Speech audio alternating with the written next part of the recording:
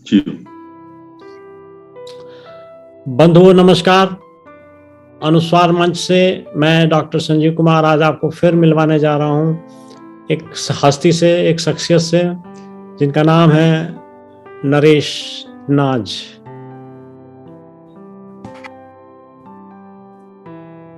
प्रयागराज में रहने वाले, वहाँ से अपना साहित्यिक सफर शुरू करने वाले नरेश जी ने सामाजिक सरोकारों पर पूरी तरीके से अपना ऑब्जर्वेशन रखा है कि गीतों में जीवन के हर रंग का समावेश है, लेकिन देश प्रेम और सामाजिक विषयों पर उनके लेख ज़्यादा मिलते हैं। इंटरेस्टिंग चीज़ ये है कि वो एक राष्ट्रवादी कवि, पूर्व केंद्रीय खुफिया अधिकारी और एक जागरूक नागरिक होने के नाते देश के हालातों पर बराबर नज़र बनाए रखते हैं और उनके अनुभव गीतों में ढलते रहते हैं। उन्होंने एक सीरीज का प्रारंभ किया, ताल सीरीज। सत्यमेव जयते, आईना, हकीकत और दर्पण, ये उनकी पुस्तकें सामने आई। देश के समाज के हालात को काव्यात्मक रूप में पेश करने का उनका बड़ा ही भावभीना अंदाज है। सेवा काल के दौरान वो कश्मीर, असम, उत्तर प्रदेश, हरियाणा और चंडीगढ़ जैसी तमाम शहरों में रहे और उस प्रकार से विभिन्न अनुभव प्राप्त किए, क्योंकि हर शहर का अपना कुछ नया होता है और वो सबका जानना तब तक संभव नहीं जब तक कि वहाँ निवास न किया जाए। कविता उनके लिए एक मनोरंजन का साधन नहीं है, बल्कि वो व्यक्ति के आध्यात्मिक, मानसिक, भावनात्मक, शारीरिक और सामाजिक विकास का एक माध्यम है, एक टूल है जो हर व्यक्ति को अच्छा इंसान बनाती हैं। कविता से जुड़े लोग इस उद्देश्य को लेकर उन्होंने 2 काव्य संस्थाओं, महिला काव्य मंच और राष्ट्रीय वरिष्ठ नागरिक काव्य मंच की स्थापना की, जो भारत के 28 राज्यों एवं 20 देशों में कार्यरत है। इतना बड़ा काम किसी जुनून से ही संभव था। तो मैं स्वागत करता हूं नरेश जी का अपने अनुस्वार मंच पर। धन्यवाद सर। बहुत बहुत धन्यवाद, बहुत बहुत धन्यवाद डॉक्टर संजीव कुमार जी, बहुत धन्यवाद करता हूँ। आपसे आज की चर्चा में हम आपके अनुभवों और विशेषकर साहित्यिक यात्रा के अनुभवों और सोपानों के बारे में विशेष चर्चा रखेंगे। तो पहला प्रश्न यही से शुरू होता है कि साहित्यिक यात्रा आपकी कब और कैसे और किस प्रेरणा से प्रारंभ हुई? इनफैक्ट जैसे मैंने आपको बताया कि मैं प्रयागराज का रहने वाला हूँ और वहाँ की मिट्टी में साहित्य समाया हुआ है। बहुत छोटा था, बचपन में ही। जी। जैसे मैं मानता हूँ कि कविता हर व्यक्ति के अंदर होती है जी, चाहे स्त्री हो पुरुष हो, और बचपन से ही उसके बीच पड़ जाते हैं, क्योंकि इंसान के अंदर भावना होती है, भावना है तो उसके अंदर कविता है जी। लेकिन होता यह है कि हम गुनगुनाना शुरू करते हैं और जब मन के भाव कागज पर उतर जाते हैं तो आप कवि हो जाते हैं। और वरना बहुत से लोग होते हैं कि डायरी कर लिया, मन में रह गई, नहीं आगे बढ़ पाए। कितना आगे आप उसको ले जा पाते अलग है, लेकिन मेरा एक विश्वास है कि कविता, अगर कोई इंसान है तो उसके अंदर कविता है, खास तौर से महिलाओं में और सभी में। तो इसी तरह से, क्योंकि उस शहर का रहने वाला था मैं, साहित्यिक माहौल उस शहर का है ही, आप जानते ही हैं जी सर। माधवी वर्मा जी से लेके और बड़े बड़े साहित्यकार जो है हमारे शहर से हैं, सब वहीं से हैं। तो जब मैं थोड़ा बड़ा हुआ हूँ, बचपन में कुछ गीत सुनने का, खासतौर से फिल्मी गीत हो या और कविताएं हों, उस सब रुझान था। लेकिन जब थोड़ा बड़ा हुआ हूँ तो फिर खुद भी कलम चलाने का प्रयास किया। और जब थोड़ा और बड़ा हो गया हूँ, मैं जब 11वीं क्लास में पढ़ता था, मैं समझता हूँ कि ये शायद 61 की बात होगी, उसी के आसपास, तो मैं एक छोटी सी कविता लेकर आदरणीय माधवी वर्मा जी, जो हमारे शहर में रहती थी, तो उनके बंगले पे गया और इजाजत मांगी मैंने कि मैं अंदर आऊं और उनके दर्शन करूं। तो उन्होंने मुझे परमिट किया और मैं जब अंदर गया तो कविता मैं लेके गया था, तो बहुत सौम्य और जैसे कहते कि इतना अच्छा लगा उनके पास बैठकर। और उन्हें जितने स्नेह से मुझे बैठाया अपने पास, तो बोले, मैं सोफे बैठी थे, बोले कि बैठो बेटा, मेरे पास बैठो। तो मैंने कहा, माँ मैं आपके चरणों में बैठूंगा। तो उस शहर का कल्चर है बड़ों का सम्मान करना। जी। तो मैं उनके चरणों में बैठ गया। वो पूछने लगी कहाँ से हो, कैसे हो, क्या करते हो। तो छोटा मोटा जो अपना परिचय दे पाया, लेकिन मैंने कहा कि मैं माँ कविता लिखने शौक और एक कविता मैं आपके लिए लिख के आया हूँ, आपको सुनाऊंगा। तो उनके चरणों में बैठकर मैंने वो अपनी कविता सुनाई थी, माँ तेरे पावन चरणों की धूल चाहता हूँ। वाह तो वाह, वो क्या सुंदर शब्द है। जी, तो वो उस कविता को बाद में बहुत साल बाद जब मेरी किताब निकली है 2012 में, एक गीत का वादा, तो जो हमारा गीतों का संकलन था जी उसमें उसको दिया गया है, माँ तेरे पावन चरणों की धूल चाहता हूँ। जी। इस तरह से मेरा साहित्यिक सफर शुरू हुआ। और एक चीज में और जोड़ना चाहूंगा कि वो मुस्कुराई, आशीर्वाद दिया, और उन्होंने मतलब ये आशीर्वाद के साथ जरूर कहा कि अभी तुमने लिखना शुरू किया है। उसको बड़े स्पष्ट शब्दों में उन्होंने कहा, मैं उनको धन्यवाद करता हूं उनका। उन्होंने कहा कि जब हम लिखना शुरू करते हैं तो एकदम से लगता है कि हम अखबारों में दें, मैगजीन में दें। तो बोले कि छपने छपाने के चक्कर में भी नहीं पड़ना।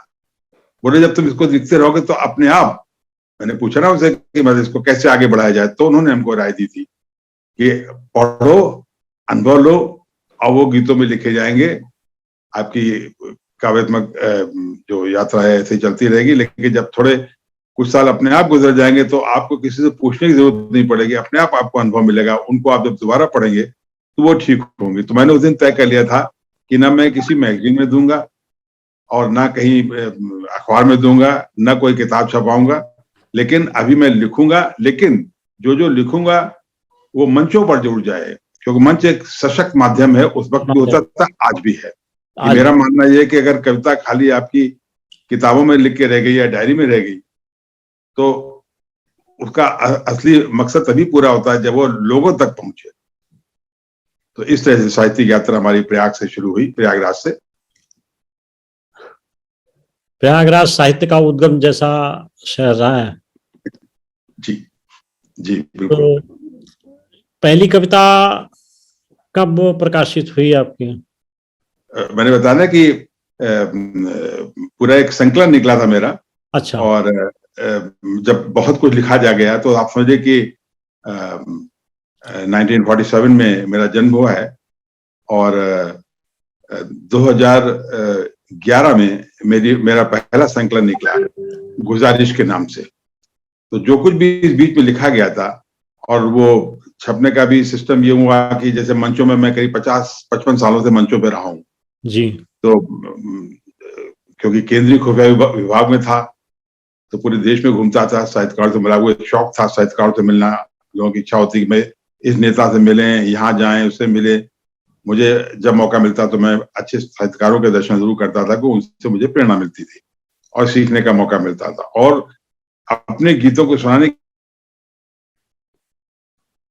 कभी असम, कभी पंजाब, कभी हरियाणा, कभी यूपी, ये जो हमारा सरकारी जो दौरा रहता था या पोस्टिंग ट्रांसफर्स होते थे, तो उसमें मुझे लोगों को गाने का शौक था।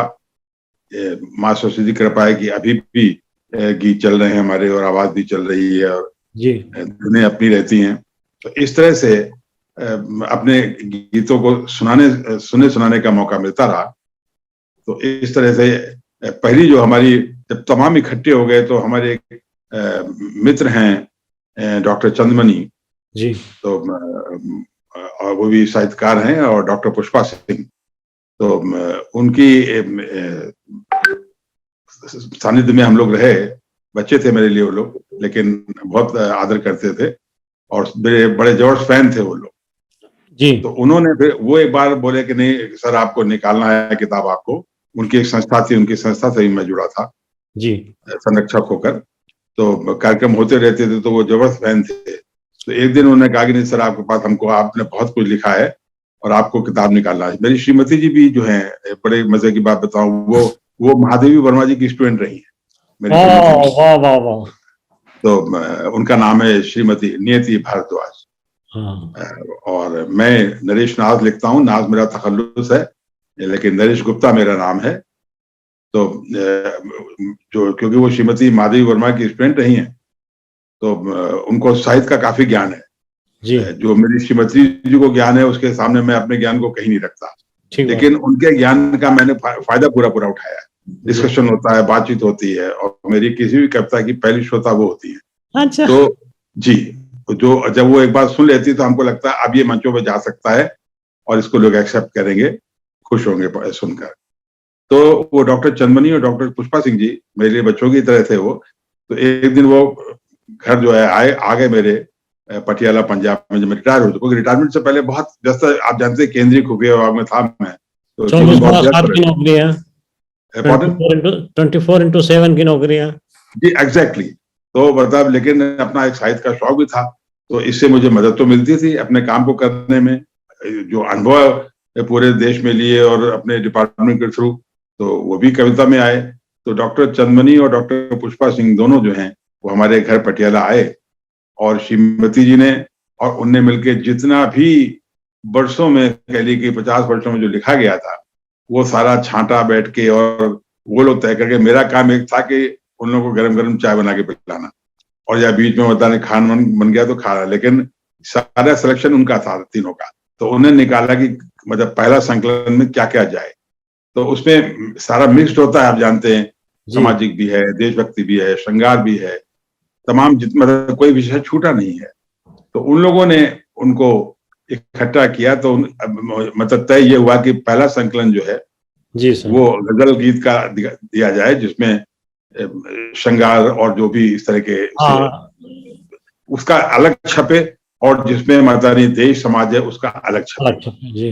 तो 2011 में फिर जो एक संकलन निकला गुजारिश के नाम से, वो 2011 में, और जो उसी वक्त छांट के लोग रख गए थे, तो 2012 में, जिसमें देशभक्ति थी, सामाजिक सरोकार था, तो एक गीत का वादा, वो 2012 में छपी।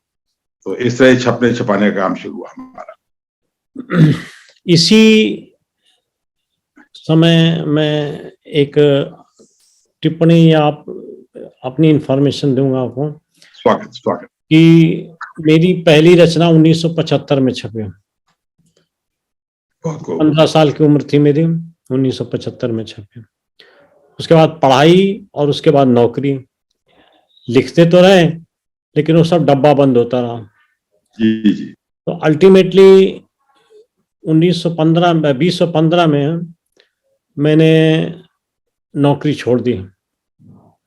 मैं बजाज हिंदुस्तान ग्रुप में एग्जीक्यूटिव डायरेक्टर था जी। और यही सिलसिला मेरा था कि उसके बाद जो समय था वो सभी था समेट करके उनको कई उनकी थीम के आधार पर विभाजित, वर्गीकृत करना और पब्लिश करना। तो फिर उसके बाद में लगातार लिखते रह गए, और अब तक टोटल 78 किताबें लिटरेचर, जिसमें से 13 प्रबंध काव्य हैं। तो कितना आनंद आता है मैं कह नहीं सकता। जैसे आप कह रहे हैं, सारी डिफिकल्टी से दूर, कार्यालयी प्रॉब्लम समस्याओं से दूर, यस, और मस्त एकदम, और वो भी कविता में। इसमें कोई शक नहीं। आपने देखा होगा कि मैं क्योंकि हमेशा से मानता हूं कि साहित्य और खास तौर से कविता, मतलब उसके जितनी भी विधाएं हैं सबका अपना अलग आनंद है, और जिसको जो शूट कर जाए। मुझे कविता ज्यादा पसंद थी तो मैं कविता की तरफ गया, लेकिन मैं मानता हूं कि ये साहित्य और खास तौर से कविताएं जो हैं, ये केवल मनोरंजन का साधन नहीं है। ये आपका मानसिक, सामाजिक, आध्यात्मिक, भावात्मक और शारीरिक विकास भी करती हैं। बिल्कुल ठीक कह रहे हैं आप, बिल्कुल। और मजे की बात यह कि जब एक आप किस्मत से अगर आप अच्छा नाम कमा लेते हैं, जब ऐसे हालात पैदा हो जाए, तो आर्थिक विकास भी करती है। आर्थिक विकास भी करते हैं। देखिए सर, सबसे बड़ी चीज जो है साहित्य के लिए मैं मानता हूं कि कविता जो है वो आपको एक अच्छा इंसान बनाती है और ईश्वर से जोड़ती है। तो इसलिए आप 24 घंटा मस्त रहते हैं। आपके पास कहते हैं ना कि महफिल हो तो वहां भी आप अपना आनंद लेते हैं, और अपने तन्हा बैठे हो तो आप कभी अकेले नहीं होते, कभी बोर नहीं होते। लोग कहते हैं कि यार बोर हो रहे, क्या कर रहे हैं। तो मुझे जिंदगी में बोर होने का वक्त ही नहीं दिया कविताओं ने। जब अपने केंद्रीय खुफिया विभाग में तो 24 घंटे देश की चिंता, समाज की चिंता, डिपार्टमेंट की चिंता, स्टाफ की चिंता, और परिवार, बच्चे, उनका करियर बनाना है, धर्मपत्नी घर में है तो उनका ध्यान रखना है, जी। वो एक पार्ट है। लेकिन जब हम तन्हा हैं, अकेले हैं, तो कविता ने मुझे कभी अकेले नहीं होने दिया, अकेले नहीं कभी होने, बोर नहीं होने दिया। बिल्कुल सही कह रहे हैं, बहुत सहमत हूं मैं आपकी बात से। बहुत धन्यवाद। मैंने एक कविता में यही चीज लिखी है, 2 लाइन सुनाऊंगा। स्वागत। दुनियादारी में कितना ही खोया मन, जाग रहा अनचाहे फिर भी सोया मन, तो दुनिया भर से मिलना जुलना याद रहा, खुद से कभी मिला तो कितना रोया मन। क्या बात है, क्या बात। घटनाएं कितनी ही पर इतिहास नहीं, मन के सूनेपन में कोई साथ नहीं। तो अकेले बैठने से डर लगता है आदमी को अपने पास, और जो अकेले बैठ करके डर से निजात पा ले, समझ ले उसने सब कुछ पा लिया। और हमारे एक डॉक्टर साहब कहते थे कि कविता लिखने से आपकी अभिव्यक्ति आपके अंदर की सारी अवसादों को बाहर ले आती है। Yes yes. और जब वो बाहर ले आती है तो आप मानसिक रूप से तनाव मुक्त हो जाते हैं। और डोपामिन, जब आप पढ़ते हैं लिखते हैं तो उसको जो खुशी आपको प्राप्त होती है उससे डोपामिन का सीक्रेशन होता है और आप आनंद के। कोई शक नहीं इसमें, कोई शक नहीं। ये जो आप कह रहे हैं ये मेरा भी अनुभव ये रहा है कि यानी आप यूं कह लिए कि जब जैसे एक बड़े मजे की चीज आपसे डिस्कस करूं मैं। जी जी। अगर हम बचपन में हम लोग जब छोटे होते हैं, बच्चे होते हैं, तो उस वक्त होता है कि आपने देखा होगा कि घर में कोई गेस्ट आ गए, कुछ आ गए, तो एक बच्चे को माँ बाप कहते हैं कि बेटा अंकल को कहानी सुनाओ या अंकल को एक गीत सुनाओ। तो बच्चा जो है मस्त होकर सुनाता है। तो उस वक्त बच्चा वो होता है on the top of the world होता है, वो उसको लगता है जिंदगी मिल गई। तो मैं आपको तो बचपन में मेरे साथ यही होता था, गाने का शौक था, और चाहे फिल्म के गीत हों, चाहे कविताएं स्कूल क्लासेस की हो, तो हमसे अक्सर मेहमान आते थे, चाचा जी, मामा जी, बुआ जी और वगैरह वगैरह।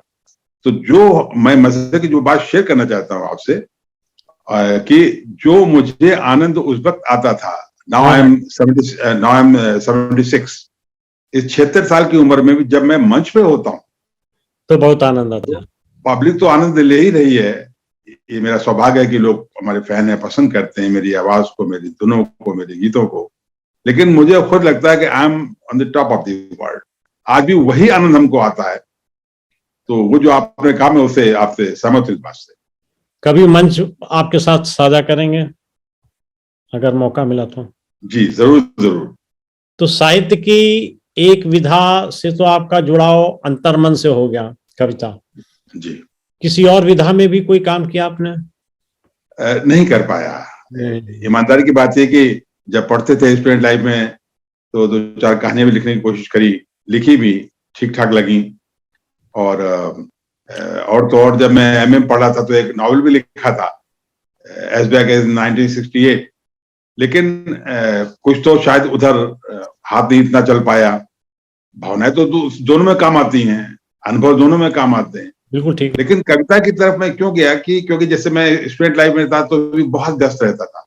पढ़ने पढ़ाने में तो जैसा था वो ठीक ही था, लेकिन साथ में एनसीसी, सुबह उठ लिए फिर एक्सरसाइज करना, तो वो इतना व्यस्त जीवन रहता था। तो मैंने महसूस किया है, मेरा अनुभव ये रहा कि कविता होती है तो आपके मन में उभर रही है और आपने जब चाहे 2 लाइन लिख दी, जब चाहे लिख दी, तो वो आपको।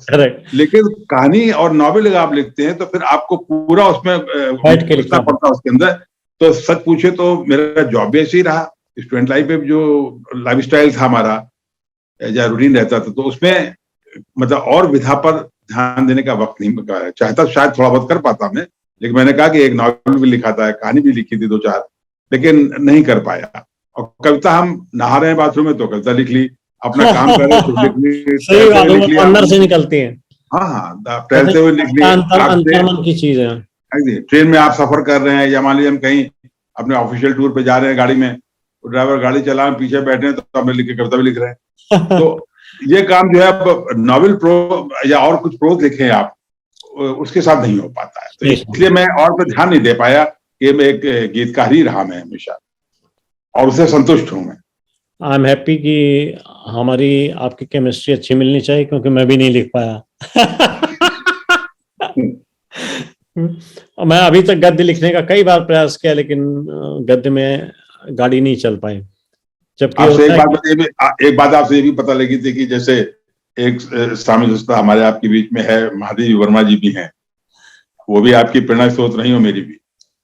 जी, मेरी पहली रचना थी, प्राण तेरे प्राण की मैं एक इच्छा हूँ, द्वार पर तेरे खड़ी हूँ मैं प्रतीक्षा हूँ, शून्य है पथ स्नेह लथपथ देखती रथ में, प्राण तेरे प्राण का प्रण लेखती अथ में। तो ये महादेवी जी की प्रेरणा से जी जी, जैसी भाषा, उनके जैसी शैली में लिखना संभव पाया। बहुत सुंदर। मैं आपसे सुनना चाहूंगा कविता जो आपको सबसे प्रिय लगती हो।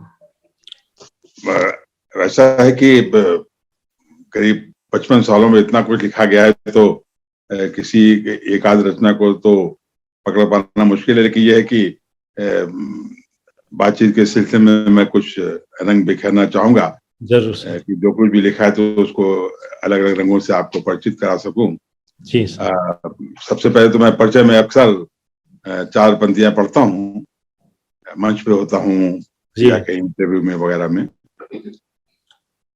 गीत मेरे धुन भी मेरी, गीत मेरे धुन भी मेरी, और मेरी आवाज है आपसे जो है मुखातिब, आपसे जो रूबरू है, आपका ही नाज है, गीत मेरे धुन भी मेरी। तो मैं ये बहुत बढ़िया पूर्वा है। So nice. मैं कुछ पंक्तियां मैं सुनाना चाहूंगा। खासतौर में 2-4 दोहे रखना चाहता हूँ आपके सामने, और फिर बातचीत के सिलसिले में कुछ और रंग दिखाऊंगा आपको। जी जी। और हमारे रंगों से परिचित करूंगा, परिचय कराऊंगा आपका। कि ऊंचे सुर में, ऊंचे सुर में ना करो मात पिता से बात, मात पिता से बात, उनके कद के सामने, उनके कद के सामने अपनी क्या औकात, अपनी क्या औकात। और दुश्मन मारे जाएंगे, दुश्मन मारे जाएंगे सारे आखिरकार, सारे आखिरकार।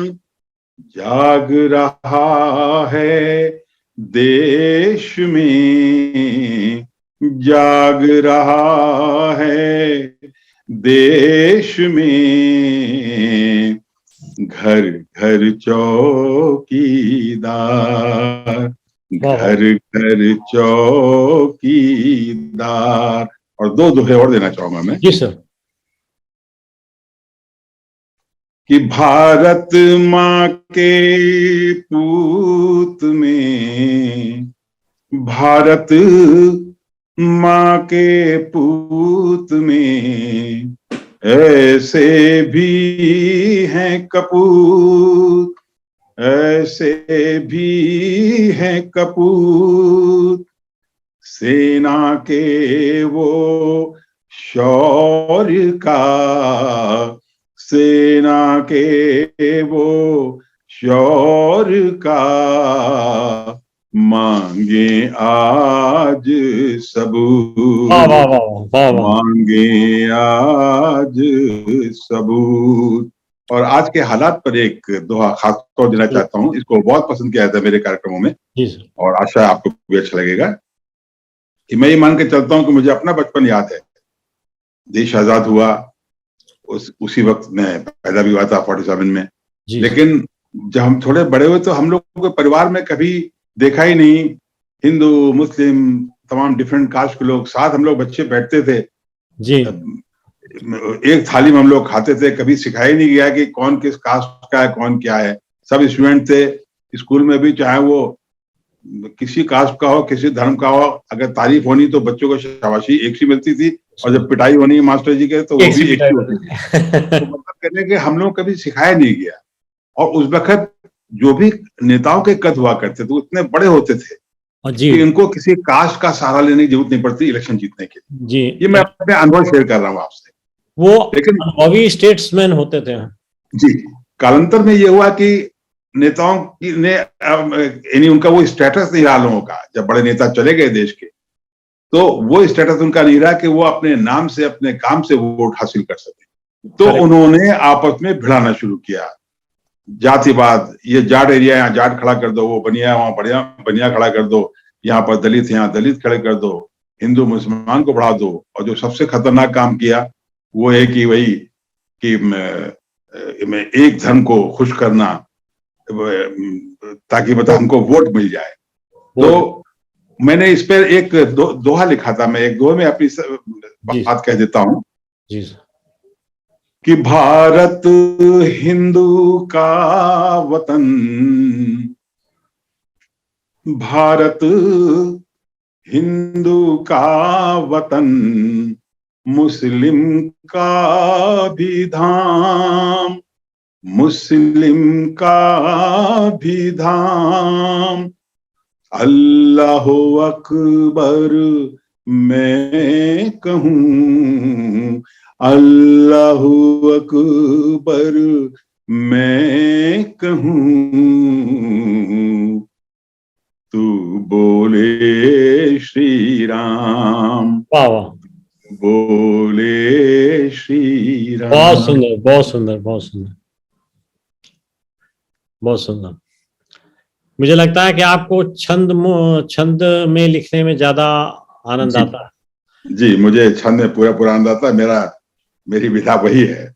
पिछले दिन गजल हो, गीत हो, दोहे हों, पिछले दिन क्योंकि मैं धुन में सुनाता हूँ, तो धुन में जब पूरे छंद में होते हैं तो फिर वो गाने में मजा आता है और लोगों को सुनने में मजा आता है।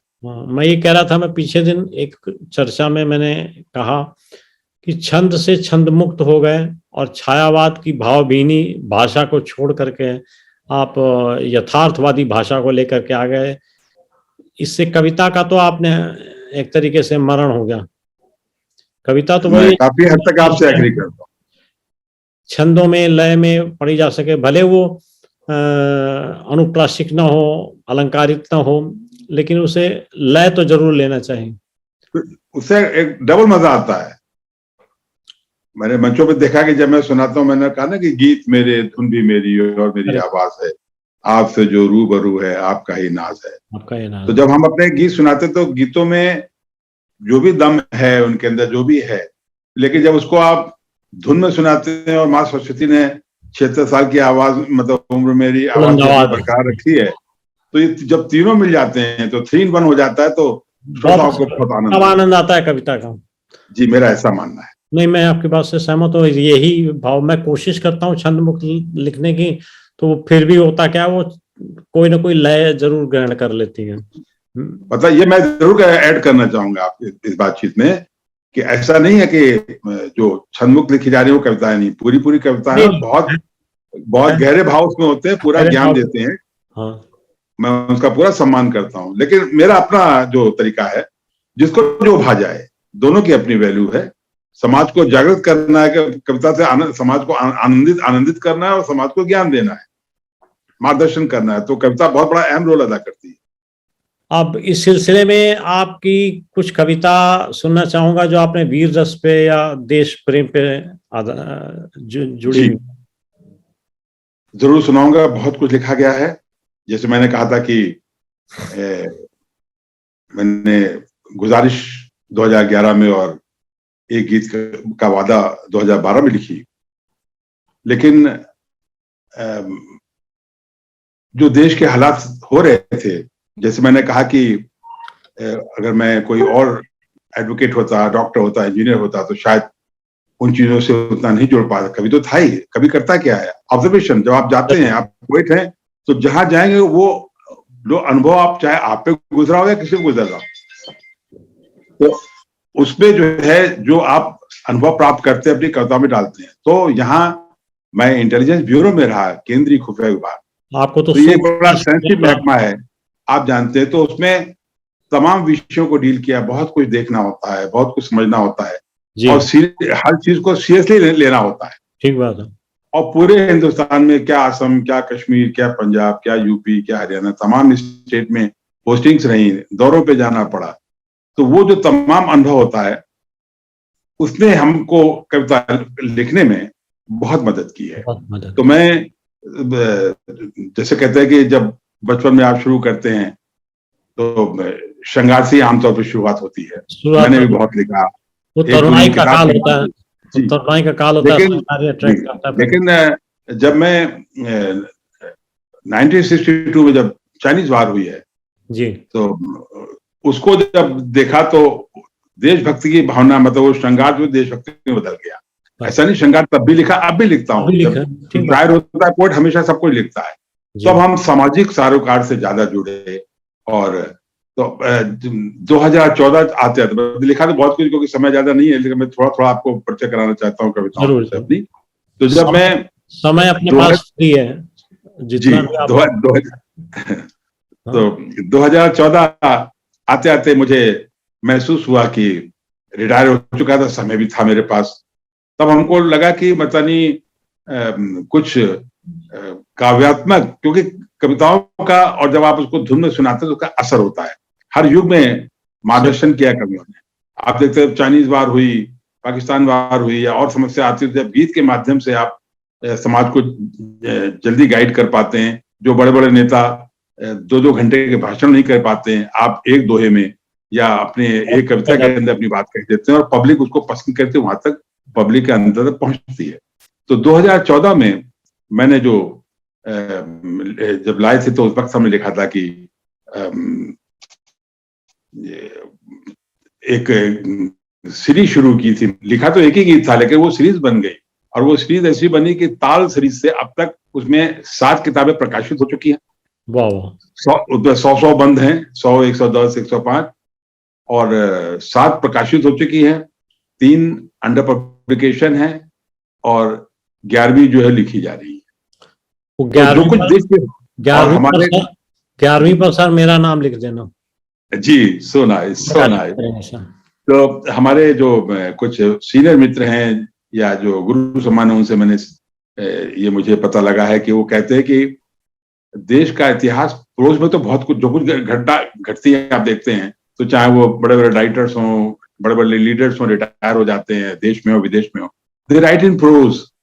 लेकिन कहते हैं कि प्रोज में तो बहुत कुछ लिखा गया है, लेकिन बोले कि जो कुछ समाज में घट रहा है, जो कुछ देश पे हो रहा है, उसका काव्यात्मक इतिहास पहली बार देख रहा हूं।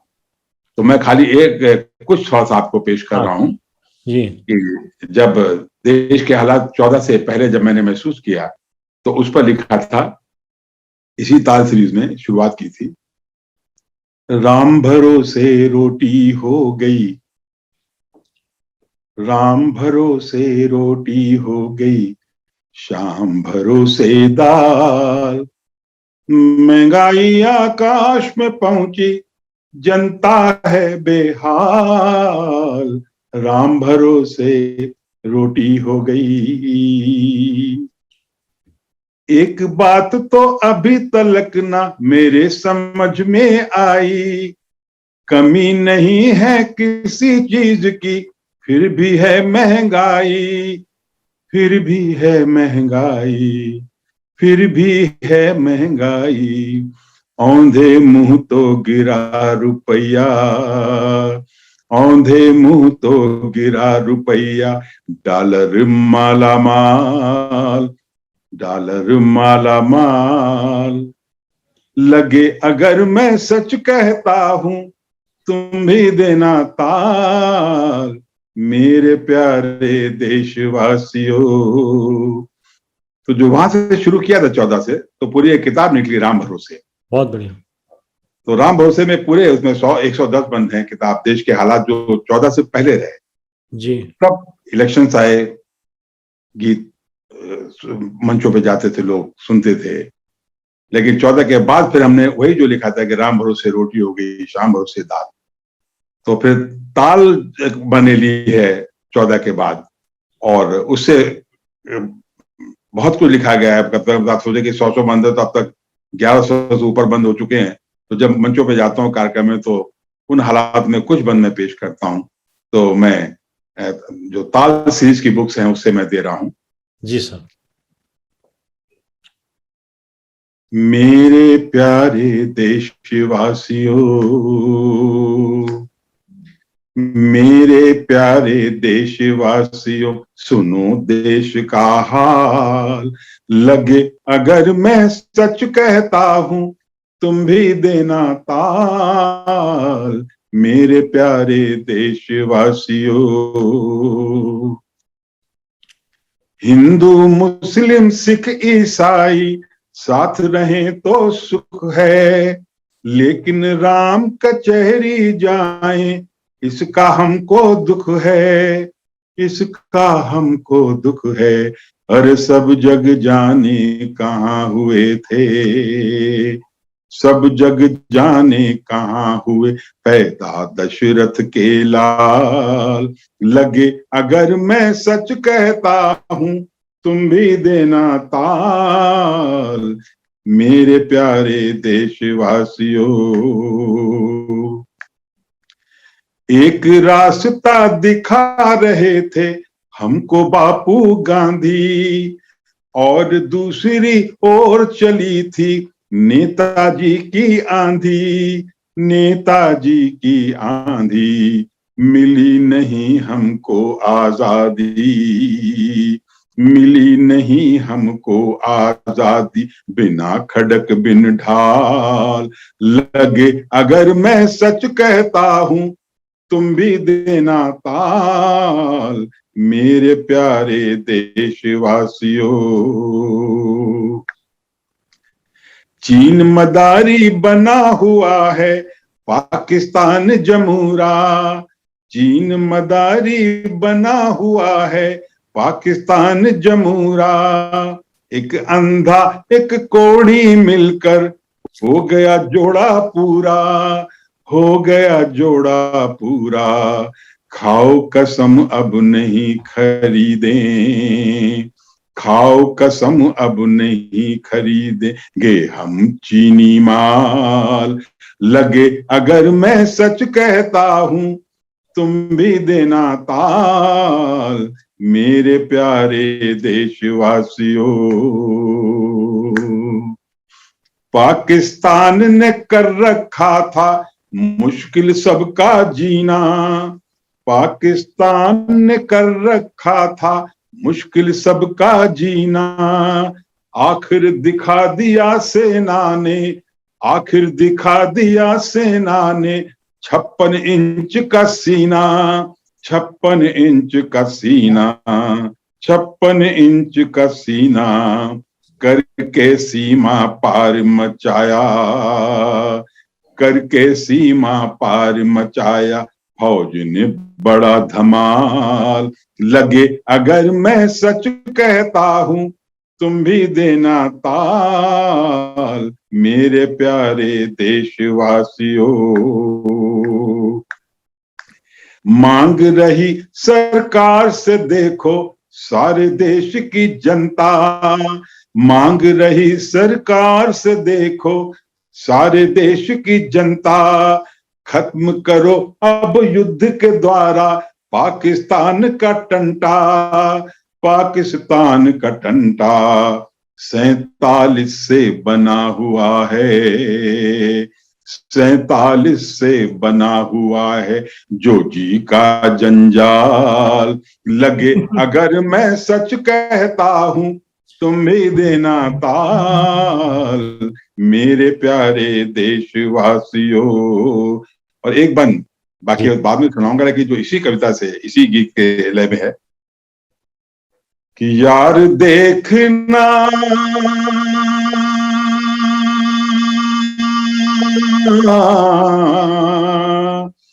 यार देखना संसद में थंडर पर वंडर होंगे, यार देखना संसद में थंडर पर वंडर होंगे, और लोकपाल जब बना तो आधे, लोकपाल जब बना तो आधे नेता अंदर होंगे, नेता अंदर होंगे।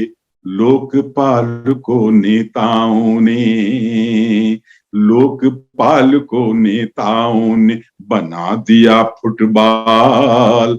लगे अगर मैं सच कहता हूं तुम भी देना ताल, मेरे प्यारे देशवासियों।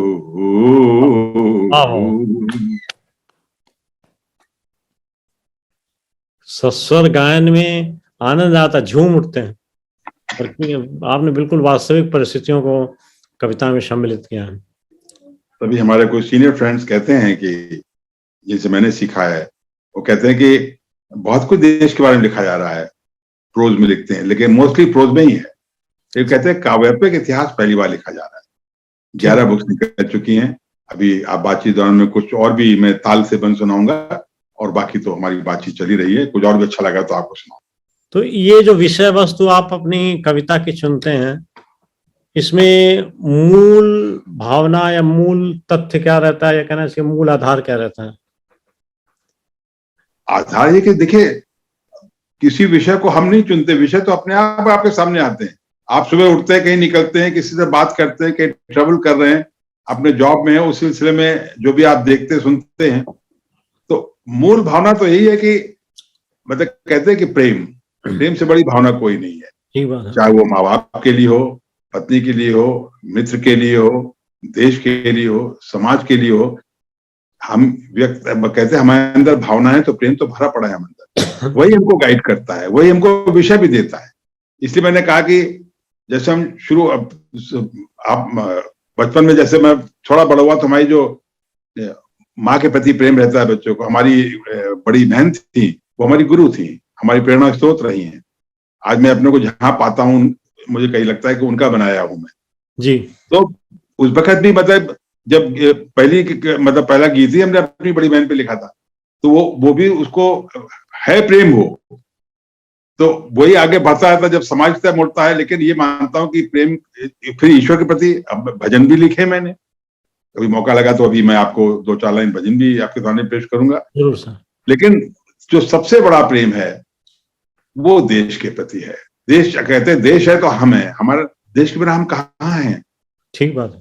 तो देश को हम जगाएं कविता के माध्यम से। मैं यही काम कर रहा हूं, बचपन से कर रहा हूं, और अब मेरा 24 घंटे यही काम है कि जैसे मैंने कहा कुछ 2 संस्थाएं हमने बना रखी हैं पूरे विश्व में, कविता के माध्यम से राष्ट्र सेवा हो, देश सेवा हो, समाज सेवा हो। जी सही है। प्यार के शब्द पर ध्यान आकर्षित करते हुए मैं 2 लाइनें सुनाऊंगा। स्वागत। जो मेरी अभी की लिखी हुई कविता है। प्यार गर मर जाएगा, प्यार गर मर जाएगा, फिर क्या यहाँ रह जाएगा।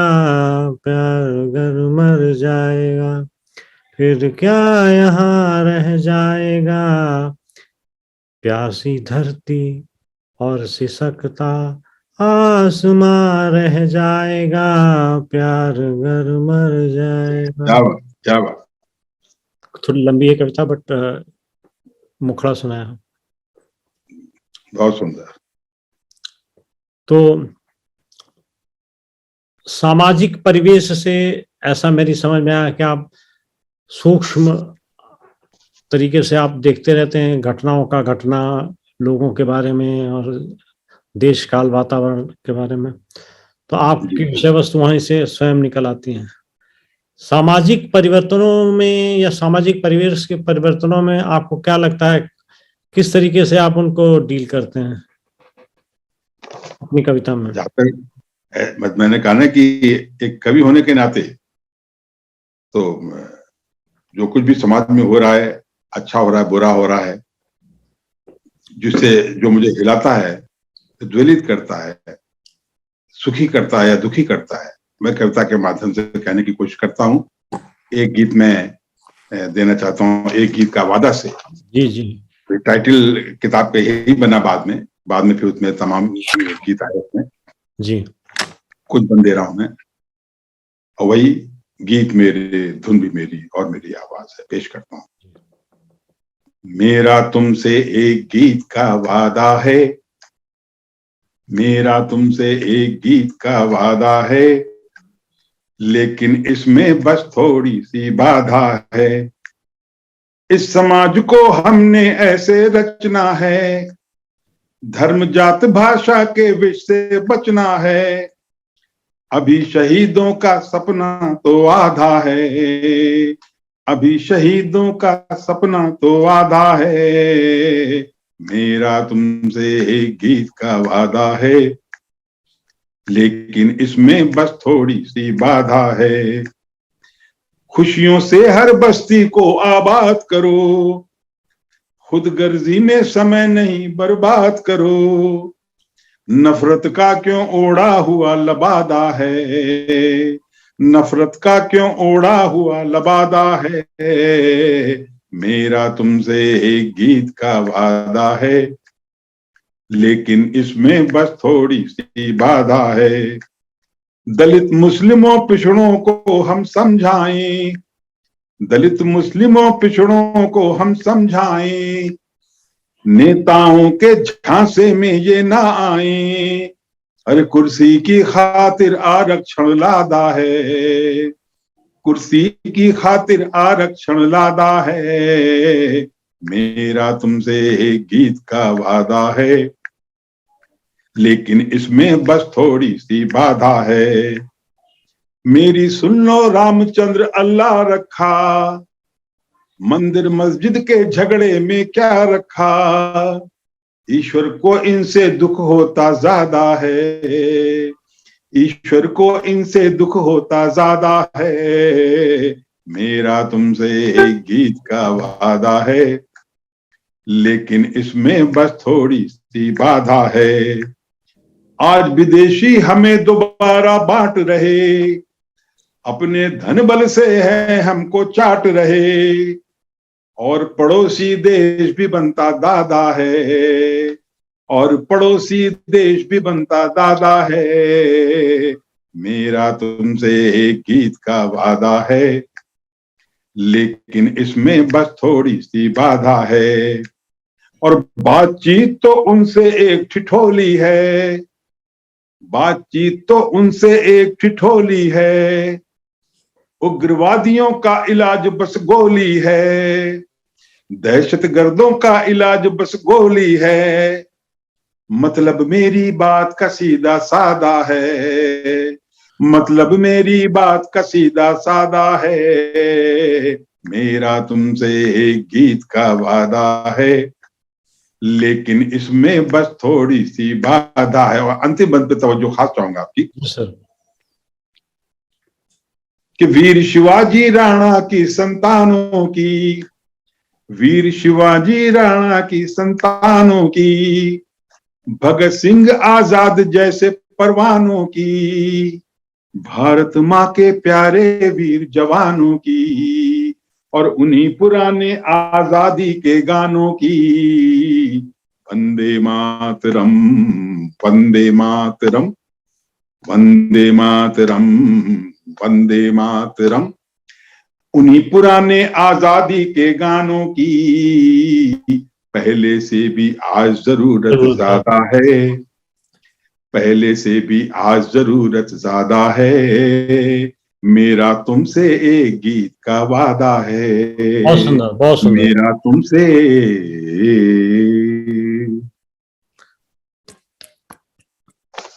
बहुत बढ़िया लिखा, बहुत बढ़िया लिखा सर। बहुत धन्यवाद, बहुत धन्यवाद आपका। आपके समर्पित अवकाश प्राप्ति के बाद आपके समर्पित जीवन के बारे में थोड़ा जानना चाहेंगे। एक तो हो गया आपका रचना पक्ष, दूसरा हो गया आपका संगठन पक्ष। आपने जो 2 ग्रुप इस्टेब्लिश किए हैं जो 28 देशों में हैं, जी, शहरों में इंडिया में है, तो इसके बारे में कुछ बताइए। ये परिकल्पना कैसी थी आपकी? जरूर बताऊंगा, किया बिल्कुल बताता हूं मैं आपको। एक्चुअली जैसे मैंने आपसे अर्ज किया कि मैं पिछले 50-55 सालों से मंचों से जुड़ा रहा हूँ, बेसिकली मंच का कवि रहा हूँ जी। लिखने लिखाने छपने में मेरा ज्यादा इंटरेस्ट नहीं रहा। वो तो मेरी धर्मपत्नी है और कुछ साथियों ने प्रेस किया कि जो कुछ आज आप मंच सुना रहे कल आप नहीं होंगे तो इसको कौन सुनेगा, कैसे लोगों को पता आपने क्या लिखा था। तो इसलिए उन्होंने कहा इसको किताब छापने का मेरा ये पर्पज कभी नहीं रहा कि उसकी पब्लिसिटी हो, लोग उसको खरीदें या बेचें या कुछ हो, लेकिन ये छप जाए तो कल हम नहीं रहेंगे, वो किताबें रहेंगी। तो ये धर्मपत्नी की मेरी राय थी और कुछ खास दोस्तों की। तो छपने में मेरा इतना इंटरेस्ट नहीं रहा, तो क्योंकि 50-55 सालों से मंचों से जुड़ा हूं, तो जो मेरे अनुभव रहे मंचों के वो बड़े कठोर रहे जी। हो सकता है कि कुछ लोगों को मेरी बात पसंद ना आए, लेकिन मैंने ये महसूस किया कि देश में जितने भी मंच हैं और दुनिया में almost all are male dominated. कोई संस्था देखिए, उसका चेयरमैन, उसका फाउंडर, एग्जीक्यूटिव बॉडी सब मोस्टली 90% पुरुष होते हैं उसमें। ठीक बात। उसके अलावा आप खुद कवि हैं, आपने मंचों पे तमाम गए, आपका अनुभव है, तो आप हमसे बिल्कुल एग्री करेंगे कि जब मंचों पर कविताएं होती हैं, टीवी पे प्रोग्राम आते हैं, और जो मैंने जो मंचों पे कविता का पाठ देखे तो उसमें देखा है कि अगर 15 मंच पे कवि हैं, 20 हैं, तो मुश्किल से 1, 2, 3 महिलाएं बिल्कुल बिल्कुल ठीक है। तो मुझे लगा कि महिलाओं के साथ न्याय नहीं किया गया। और उसके आगे जब ये होता है कि कार्यक्रम शुरू हो रहा है तो देख रहे हैं कि जो मंचों से जुड़ी खूब है महिलाएं, तो उनसे अगर मान लीजिए को पैसे वाली हैं तो उनसे डोनेशन ले लेंगे और किसी रूप में ले लेंगे, या उनको शौक है कविता के इसलिए आपके कवि मंच से जुड़ी हैं, वो साहित्यिक मंच से, लेकिन उसमें अगर कोई कार्यक्रम हो रहा है तो मंत्री जी आ रहे हैं, गवर्नर जी आ रहे हैं, कोई बड़े लोग आ रहे हैं, वीआईपी आ रहे हैं, तो वो थाली में शॉल लेके खड़ी हुई हैं, एक वो फूल की माला लेके आ रही है, और लेकिन उनको मतलब नहीं मंचों में कोई स्थान नहीं मिला, उनको पद नहीं मिला।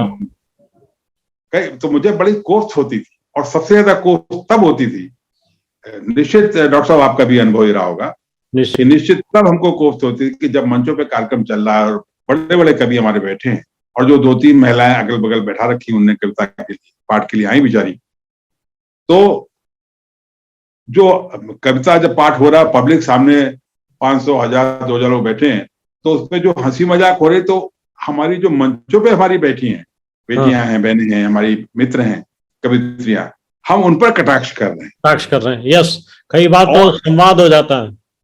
तो मुझे मतलब नहीं, और आगे जो पब्लिक को क्या चाहिए, पब्लिक को एंटरटेनमेंट चाहिए, तो जब हुआ तो उनने भी खूब तालियां हुआ, तो मुझे इतनी कोफ्त होती थी, लेकिन वहां मैं कुछ कह नहीं सकता था। तब मैंने ये तहिया किया, मन में विचार आया कि एक संस्था वक्त मिला तो ऐसी बनाऊंगा, we should be of the women, by the women, for the women.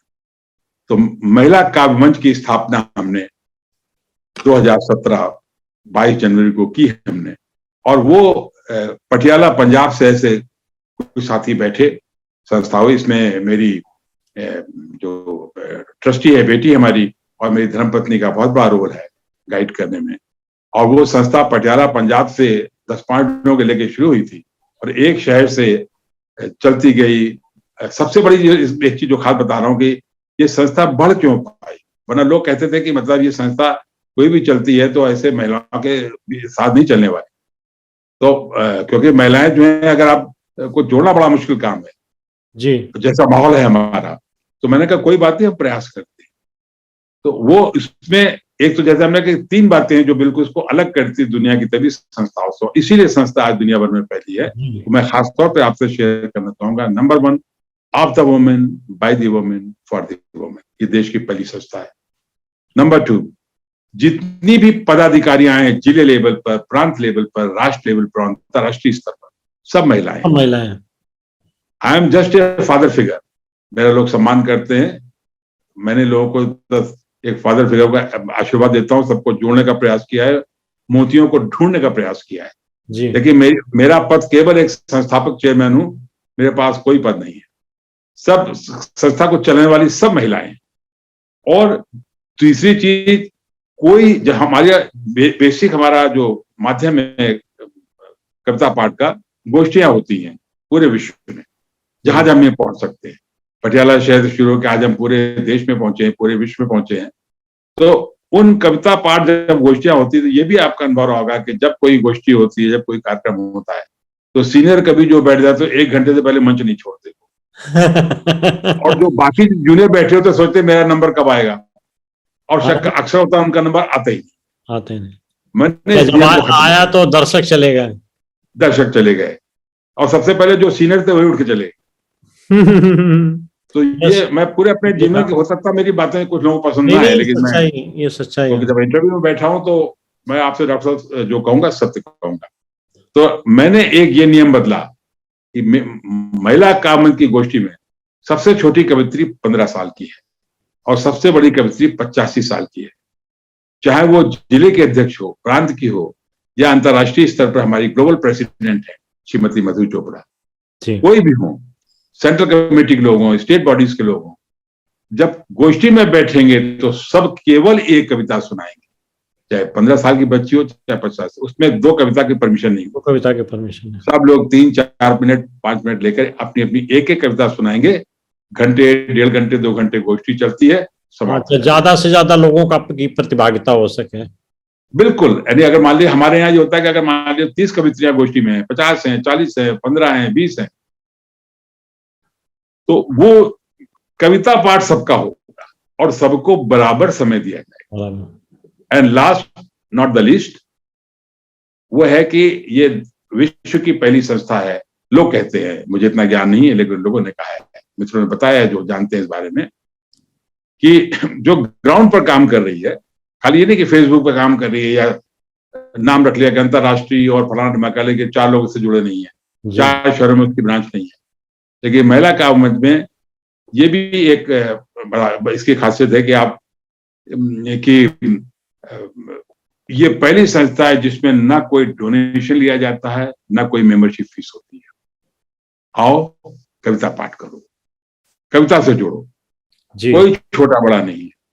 तो इसने इसको है कि ये जो एक प्रयास था, मैंने प्रयास किया है, लेकिन करने वाले अक्सर ये महिलाएं कहती हैं कि नाथ सर ने हमको एक विश्व मंच दिया है, हमको कहां से कहां पहुंचा दिया, इतनी बड़ी संस्था खड़ी कर दी। तो मैं उनको ये कहता हूं कि जिंदगी देना तुम्हारा काम है और होता आसमां का नाम है, जिंदगी देना तुम्हारा काम है और होता आसमां का नाम है। ये मातृशक्ति की मेहरबानी है, उन्होंने इस संस्था को बढ़ाया, मैंने नहीं बढ़ाया है।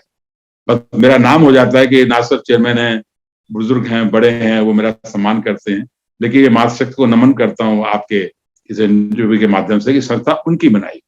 और इसीलिए ये संस्था भारत के 30 राज्यों में 130 जिलों में इसकी इकाइयां हैं, 30 राज्यों में 130 जिलों में इकाइयां हैं, और भारत के बाहर विदेशों में 35 देशों में 65 इकाइयां काम कर रही हैं।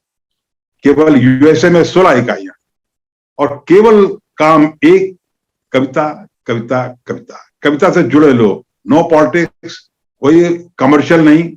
अक्सर विदेश में जो आपको पता है कि बैठे हैं तो सब अच्छे पैसे वाले लोग हैं, डॉक्टर्स हैं, आईटी इंजीनियर्स हैं, आईटी के लोग हैं, प्रोफेसर्स हैं, तो उनके पास पैसे की कोई कमी नहीं है। तो अक्सर महिलाएं कहती है कि नाथ सर आप एक फंड खुद बनाइए।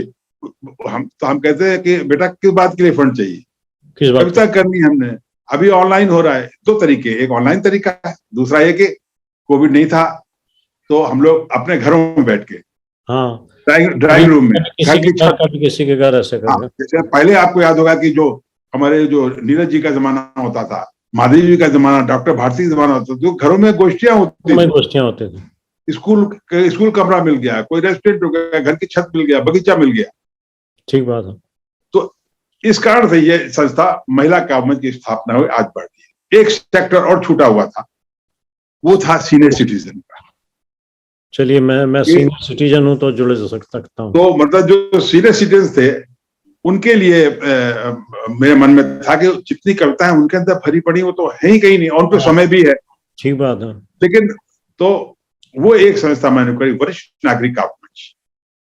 वो उसपे भी क्या है, एक चीज और बता दूं, जो मैंने महिला मंच कहा है, कभी कभी होता है कि उसमें ऐसा नहीं पुरुष लोग कविता के लिए नहीं आ सकते। नहीं, मैं भी आया हूँ। आप आए हैं, आपने देखा कि आपका पूरा सम्मान हुआ है, लेकिन महिला काव्य मंच में पुरुषों को पद नहीं मिलेगा, एडमिनिस्ट्रेशन में उनका रोल नहीं। ठीक बात है।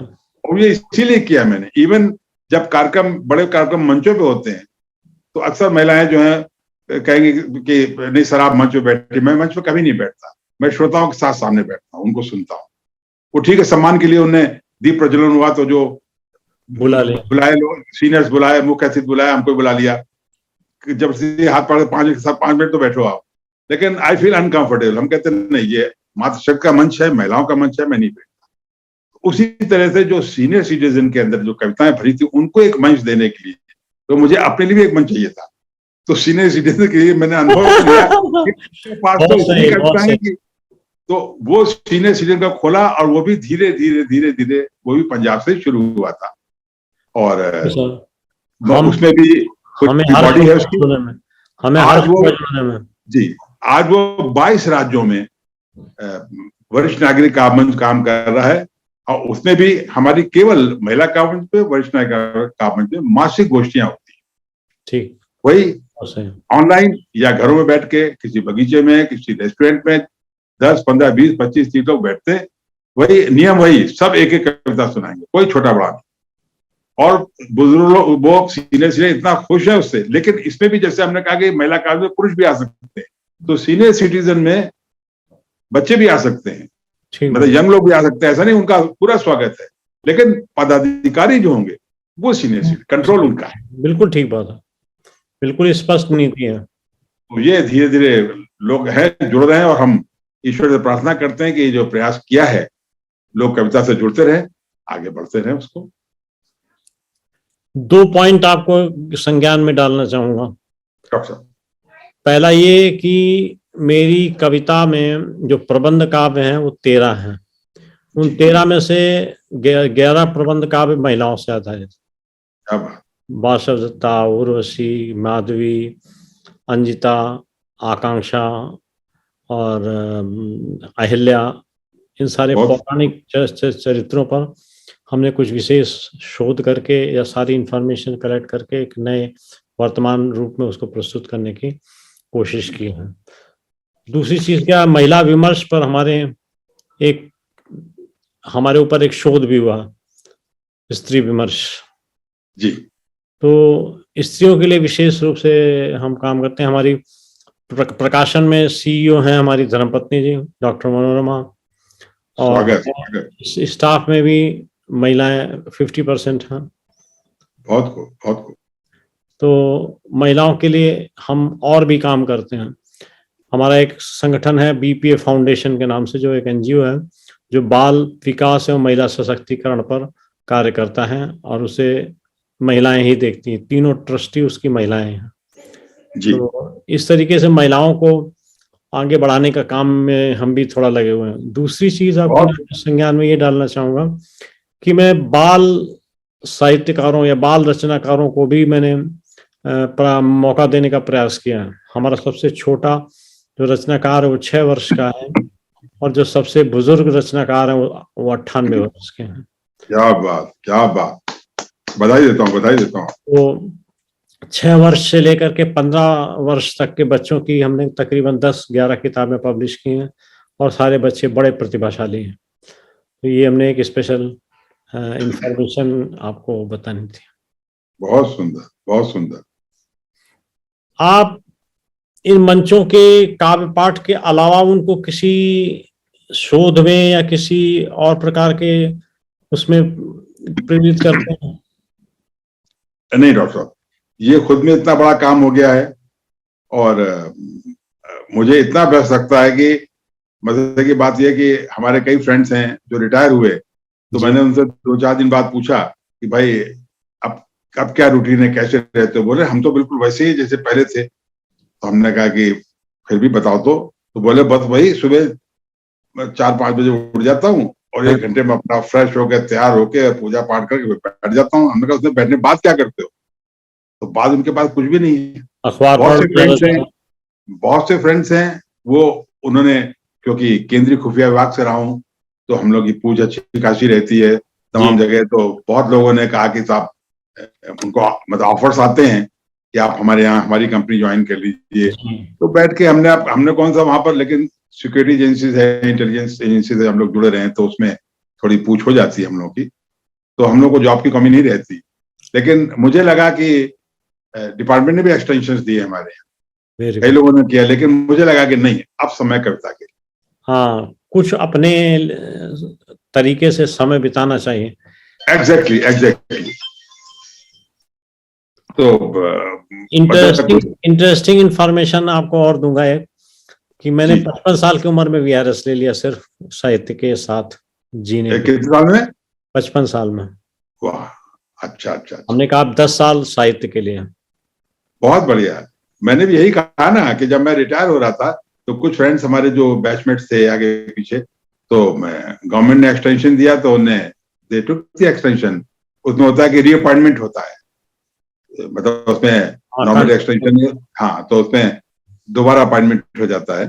तो हमारे कई फ्रेंड्स गए, मुझे भी ऑफर हुआ था, हमारे जो बॉस थे हमारे, तो वो कहते थे कि आप, तो मैंने उनसे कहा कि वो भी, जब सबको पता था मैं साइंस से जुड़ा हूँ, कार्यक्रम मेरे होते रहते थे डिपार्टमेंट में भी, बाहर भी, जहाँ भी होते थे, आर्मी के साथ, एयरफोर्स के साथ, तमाम सिक्योरिटी एजेंसी से हम लोग जुड़े। तो शाम जरा अपना मस्ती मारनी होती है, तो फिर कविता से बढ़िया तो कोई गीत संगीत की महफिल जमे, और क्या चाहिए।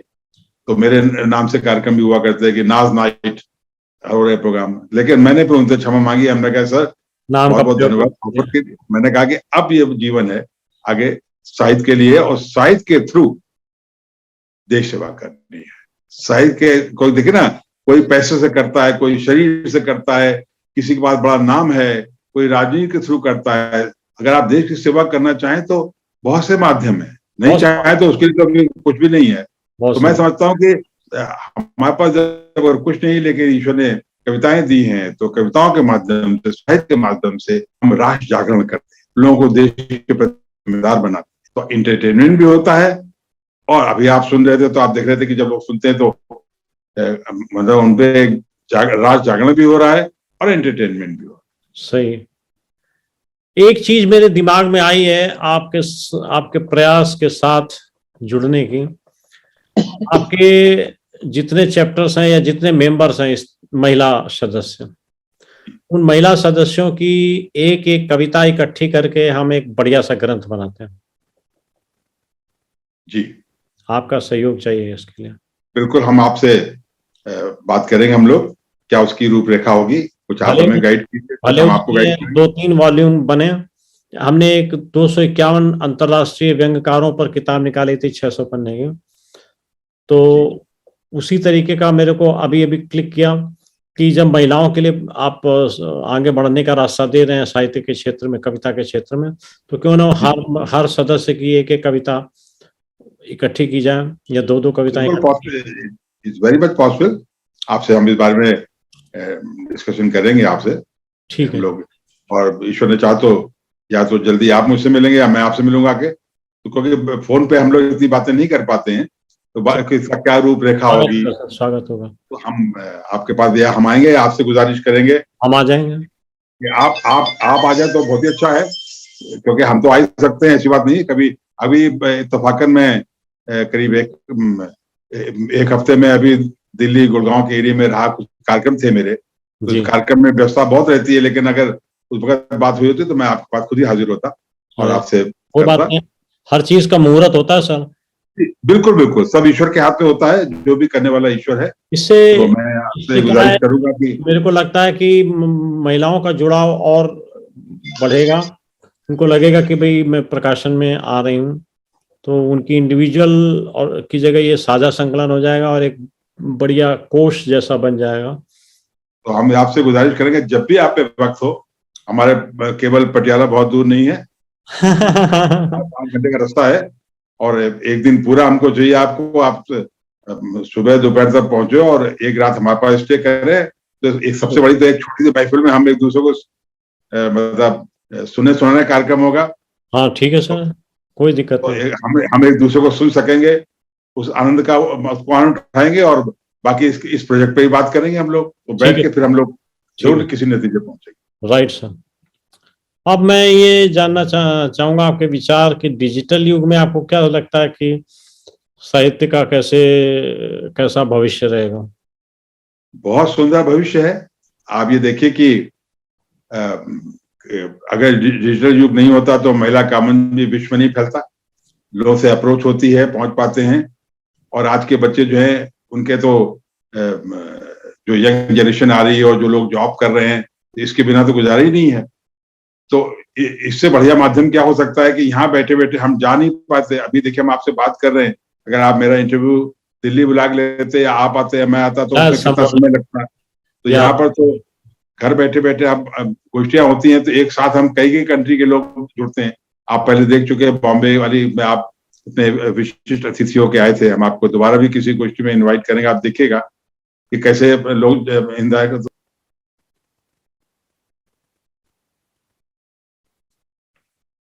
म्यूट हो गया लगता है सर। लोग जोड़ने की कोशिश करते हैं। उनकी प्रयास होता है कि क्योंकि सब लोग चाहते हैं कि इतनी यूनिट है कि भाई नासर खुद आए, नासर आए तो अच्छा होगा। नहीं, आप तो हम पढ़ेंगे और लोग अभिभूत हो जाएंगे। तो मैं सब जगह नहीं जा पाता, लेकिन फिर भी कभी कभी एक दिन में 5-5 गोष्ठियां होती हैं। हाँ अभी अमेरिका में शाम हुई तो यहाँ सुबह 5 बजे जाड़े में, तो जितना हमसे हो सकता है करते हैं। सारे बच्चे चाहते हैं कि नासर थोड़ी देर के आए, लेकिन आए तो मेरा प्रयास होता है। एक संरक्षक होने के नाते, अध्यक्ष होने के नाते सब कुछ चाहेगा कि आपकी उपस्थिति रहे। जी जी। व्यंग के बारे में आपने कभी लिखा या बस मतलब स्पेशल कोई ऐसे व्यंग की लिखा ऐसा कुछ नहीं, लेकिन जो अपनी कविताएं करते तो उसमें व्यंग भी आता है, हास्य भी आता है, श्रृंगार भी आता है। मैंने कहा ना कि हर रूप है, हर रंग है उसके अंदर। ठीक है, लेकिन स्पेशली कोई हमने व्यंग को लेके कुछ कविता पूरी लिखी हो ऐसा नहीं। जी। प्रवासी भारतीय सबसे ज्यादा परेशानी उठाते हैं किताब लिखने के बाद उसके प्रकाशन में, और भारत में उनके प्रकाशन के लिए सुविधा भी कम मिलती थी, या किसको प्रकाशन के लिए अपनी रचना दें वो भी मिलती थी, परेशानी थी। तो इस बात को देखते हुए हमने इंडिया नेट बुक्स की एक सब्सिडरी कंपनी यूएसए में खोल दी है। अच्छा। और हम यूएसए से प्रकाशन करके उपलब्ध करा रहे हैं ताकि लोगों को कम कास्ट में, कम लागत में किताब मिल सके। जी। तो ये एक और वेंचर है हमारे इंडिया नेट बुक्स का। अच्छा है। अनुस्वार पत्रिका में भी हमने एक साहित्यिक पत्रिका के तौर पर इसको शुरू किया था। अच्छा, मैं एक मिनट ले सकता हूँ? मैं श्योर सर। एक बड़ा अर्जेंट कॉल आ रहा है, मैं 4 बार काट चुका हूँ। बिल्कुल ले लीजिए, जस्ट टेक 1 मिनट ऑन। हाँ, म्यूट करके ले लीजिए सर। जी प्लीज।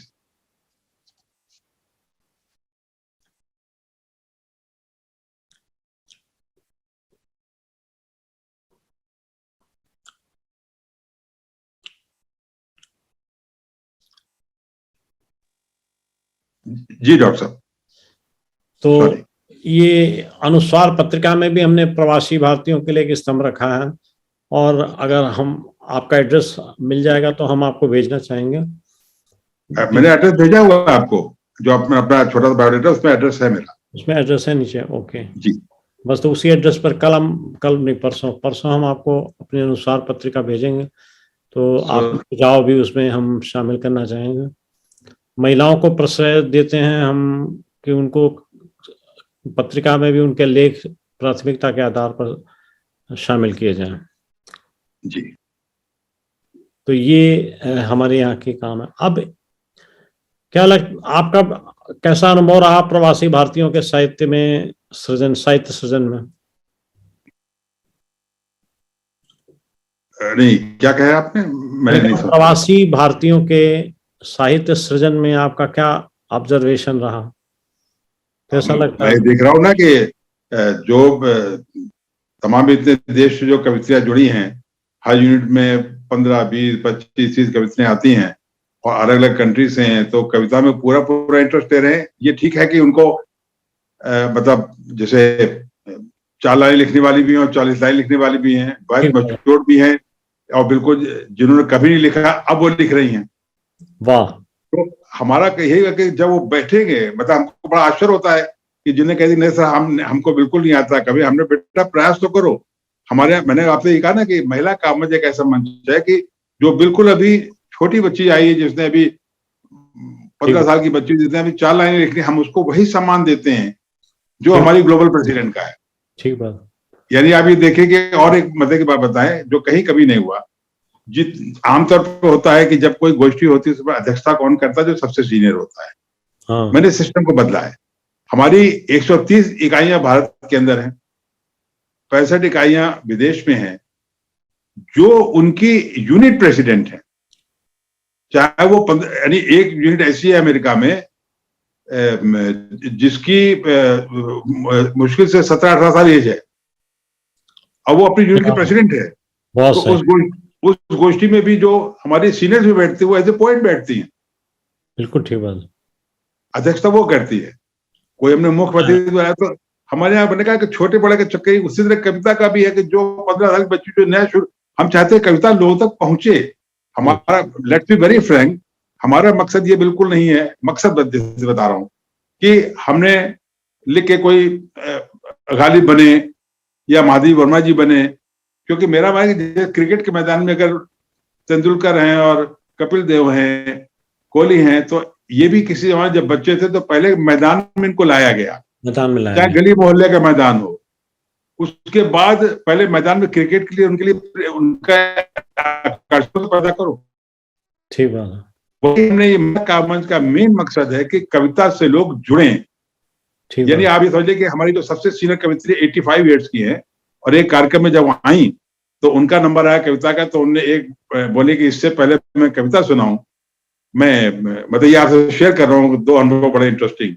कि उन्होंने कहा कि हमसे कि मैं एक बात कहना चाहती हूँ। सब लोग बोले कि हाँ जी बोलिए।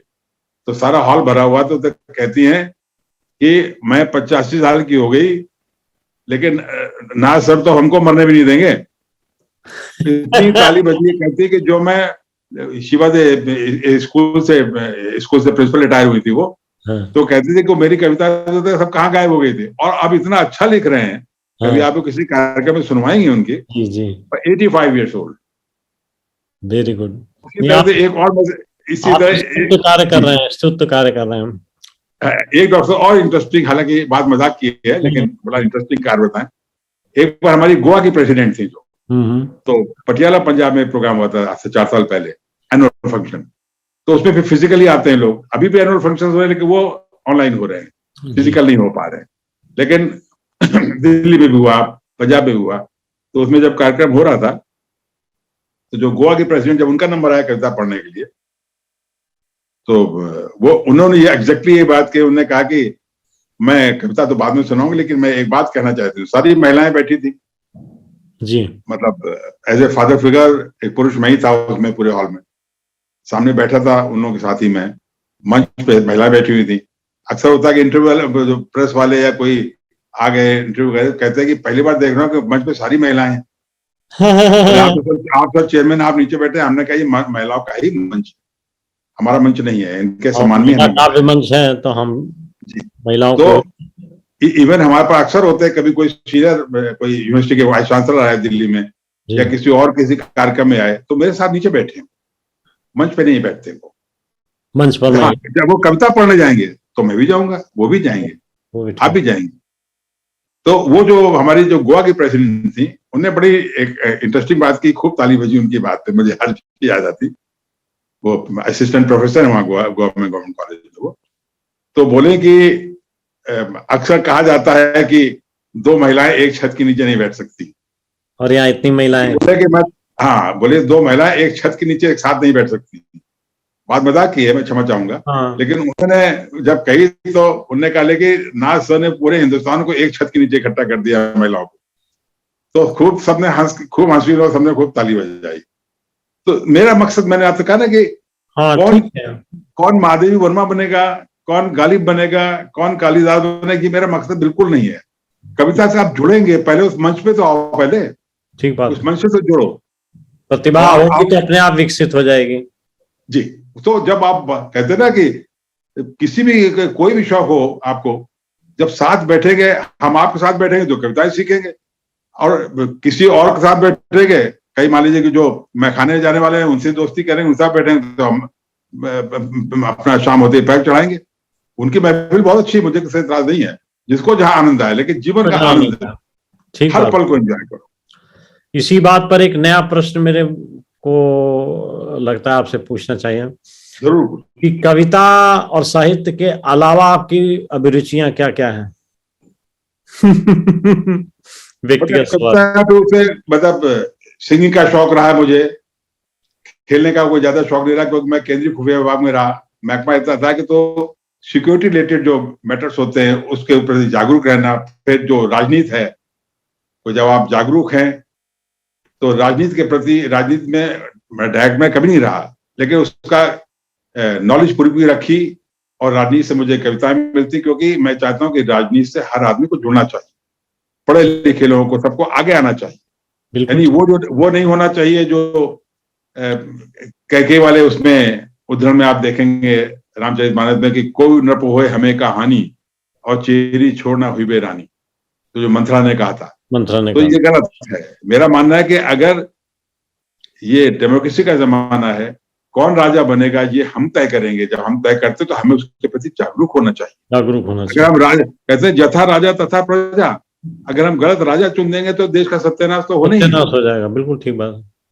और आज की स्थिति देखिए, जब मैंने कहा कि जो हमने ताल सीरीज शुरू क्यों की, देश के प्रति चिंतित होकर। ठीक बात। तो उसमें जो कुछ भी हो रहा है, अगर मान लीजिए कि हमारी, आप ये देख लीजिए कि 14 से पहले स्थिति क्या थी। हम मतलब किसी, I am not a political person, मैं किसी, लेकिन एक ऑब्जर्वर तो हूं, और मैं कहता हूं हर व्यक्ति को पॉलिटिकल ऑब्जर्वर होना चाहिए। सर जी, जगह ही लोगों को। सर जी, अच्छा नहीं लगता कहना, लेकिन अगर नरेंद्र मोदी 2014 में ना आए होते तो देश में धर्म युद्ध हो गया होता। अब आपने जब बात छेड़ी दी तो मैं बता रहा हूं कि अगर मोदी जी नहीं आते, मोदी मतलब कोई पर्सन नहीं है, मैं उनको ऐसे पर्सन नहीं लेता, लेकिन जैसे कहते हैं कि मोदी योगी आज हैं, तो आज लेट बी वेरी फ्री। एक दोहा बिना सुनाए नहीं मानूंगा आपको, जरूर सर। वो मुझे ध्यान आया, क्योंकि मैं ज्यादा अभी खुलना नहीं चाह रहा था कि बहुत चीजें लोग नहीं पसंद करते। एक दोहा सुना रहा हूं जी, कि हिंदू से खाली हुआ, हिंदू से खाली हुआ है जैसे कश्मीर, हिंदू से खाली हुआ है जैसे कश्मीर, भारत भी हो जाए ना, भारत भी हो जाए ना, जागो हिंदू वीर, जागो हिंदू वीर। एक और जी, 14 में भारत हुआ दोबारा आजाद, दोबारा आजाद, देश विरोधी कर न दे, देश विरोधी कर न दे, 24 में बर्बाद, 24 में बर्बाद। मैंने क्षमा चाहूंगा, अपने मन की बात देश की स्थिति को देखते हुए जो मन में था आपने पूछा, मैंने कह दी, तो मैं आपसे एग्री करता हूँ। एक ज्योतिषी के नाते बिल्कुल एग्री करता हूँ। एक ज्योतिषी के नाते, ज्योतिष का स्टूडेंट हूं मैं, तो उस नाते मैं कहूंगा कि 2029 तक ये चलता रहेगा। आपके मुंह में की शक्कर, और देश के हित में होगा, क्योंकि हम आप जो हैं, तभी मैं कहता हूँ राजनीति के प्रति हर व्यक्ति को जानकारी रखनी चाहिए, उसको पता होना चाहिए क्या हो रहा है।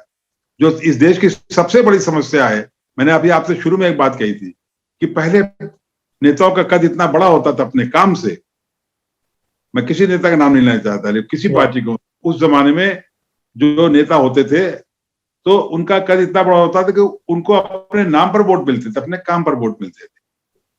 अब उन्होंने सोच लिया कि हमको वैसे नहीं मिलते, तो तुष्टीकरण की नाजदी सुना दी कि ये 20 करोड़ जो बैठे हुए वो तो हैं एक तरफ। मैं चाहता हूं कि ये अनौपचारिक रूप से हम लोग डिस्कस कर लें, रिकॉर्डिंग समाप्त कर देते हैं। सिर्फ एक प्रश्न पूछ के कि नए उदीयमान जो लेखक हैं, लेखिकाएं हैं, उनको आप क्या संदेश देना चाहेंगे? मैं उनको यही संदेश देना चाहूंगा कि कविता से जुड़ें, देश के में जो कुछ हो रहा है उसके प्रति जागरूक रहें।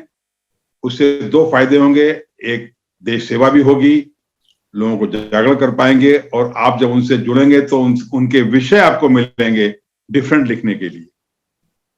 और निश्चिंत होकर लिखें, इसलिए मत लिखें कि हमें किताब छपवानी है, इसलिए मत लिखें कि हमको पैसा कमाना है। आज हमारे अपने कई मित्र हैं, जब बात चली तो मैं कह दूं कि मैं कमर्शियल प्रोग्राम में जाया करता था, लेकिन जब से मैंने महिला काव्य मंच और वरिष्ठ काव्य मंच बनाया कि कविता से लोग जुड़े, खासतौर पर महिलाओं के लिए बनाया, तो मुझे कमर्शियल प्रोग्राम में जो मैं नाम किसी का नहीं लूं, जो लोग बुलाना बंद कर दिया है। But it hardly matters to me. एक सीनियर पोस्ट से रिटायर हुआ हूँ, पति पत्नी दो हैं, बेटे बेटियां ऐश कर रहे हैं, आनंद ले रहे हैं, बढ़िया पोस्ट पर हैं, और हम दोनों जितना भारत सरकार ने दिया है, देश ने दिया है, बहुत बहुत है, कोई दिक्कत नहीं है। और अंत में, क्योंकि आपका काफी समय लिया है, मैं एक जो इस वक्त लेटेस्ट हालात है, मैंने कहा ताल से ही मैं कुछ 4-5 बंद सुना रहा हूँ। अगेन कुछ लोग ना करें, लेकिन अफसोस है कि न किसी टीवी चैनल ने, न किसी नेता ने, न किसी राइटर ने, न किसी पोएट ने इस पर लिखने की जहमत उठाई। मैं उठा रहा हूँ, आपसे शेयर कर रहा हूँ पहली बार। और मजे की बात यह है कि जब मैं तमाम देशों में सुना रहा हूँ तो इस पे खूब तालियां बज रही हैं। जी। अभी गुड़गांव में कार्यक्रम हुआ तो स्टैंडिंग ओवेशन मिला इन पंक्तियों पे, है ताल से हैं 4-5 बंदे जी, लेकिन लिख नहीं रहे लोग। तो एनीवे, मैं डॉक्टर संजीव के लिए पेश करता हूँ। दुविधा में ग्रस्त हैं लोग। आखिरी 5-6 बंद ताल से दे रहा हूँ। जी सर। वही धुन, वही अंदाज। मेरे प्यारे देशवासियों, सुनो देश का हाल, लगे अगर मैं सच कहता हूं, तुम भी देना ताल। मेरे प्यारे देशवासियों, सोच रहे हैं आज विपक्षी कैसे बचे सियासत, सोच रहे हैं आज विपक्षी कैसे बचे सियासत, जमींदार सोचे हैं कैसे अपनी बचे रियासत, जमींदार सोचे हैं कैसे अपनी बचे रियासत, अपनी बचे रियासत। किंकर्तव्य विमूढ़ हुए हैं, किंकर्तव्य विमूढ़ हुए निर्धन माटी के लाल, लगे अगर मैं सच कहता हूं, तुम भी देना ताल। मेरे प्यारे देशवासियों, हरियाणा पंजाब अकेले हिंदुस्तान नहीं है, और प्रांतों के किसान क्या कहो किसान नहीं है, कहो किसान नहीं है। नहीं चाहता है कोई भी, नहीं चाहता है कोई भी धरना और हड़ताल, लगे अगर मैं सच कहता हूं, तुम भी देना ताल। मेरे प्यारे देशवासियों,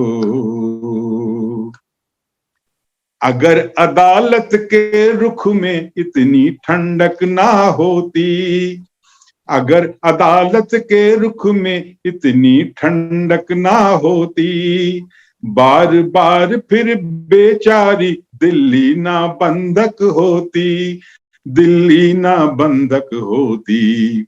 दिल्ली की जनता का जीना, दिल्ली की जनता का जीना होता नहीं मुहाल, लगे अगर मैं सच कहता हूं, तुम भी देना ताल। मेरे प्यारे देशवासियों, जनता का जो जीवन दूभर कर दे जिले जिले तक, जनता का जो जीवन दूभर कर दे जिले जिले तक, और पहुंच जाए जो हिंसा करने लाल किले तक, और पहुंच जाए जो हिंसा करने लाल किले तक, करने लाल किले तक। प्रतिबंधित हो ऐसे धरने, प्रतिबंधित हो ऐसे धरने, सड़क जाम हड़ताल लगे अगर मैं सच कहता हूं, तुम भी देना ताल मेरे प्यारे देशवासियों। चंद किसानों के आगे झुक गया देश का राजा, चंद किसानों के आगे झुक गया देश का राजा। भीड़ तंत्र ने बजा दिया है प्रजातंत्र का बाजा, भीड़ तंत्र ने बजा दिया है प्रजातंत्र का बाजा, प्रजातंत्र का बाजा। और विपक्षी नेताओं की, और विपक्षी नेताओं की सफल हो गई चाल, लगे अगर मैं सच कहता हूं, तुम भी देना ताल मेरे प्यारे देशवासियों। बिन गलती के क्षमा याचना पीएम की थी काफी, बिन गलती के क्षमा याचना पीएम की थी काफी।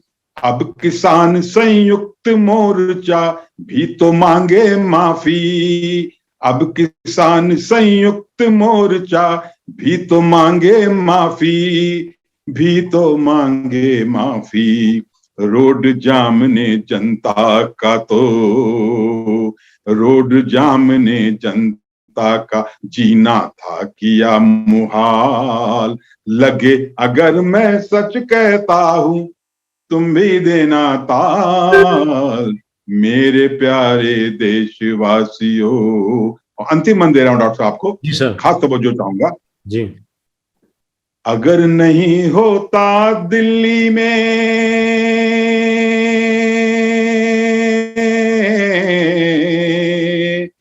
अगर नहीं होता दिल्ली में गुजराती सन्यासी, अगर नहीं होता दिल्ली में गुजराती सन्यासी, एक बार दोहराया जाता, एक बार दोहराया जाता 21 में 84, 21 में 84।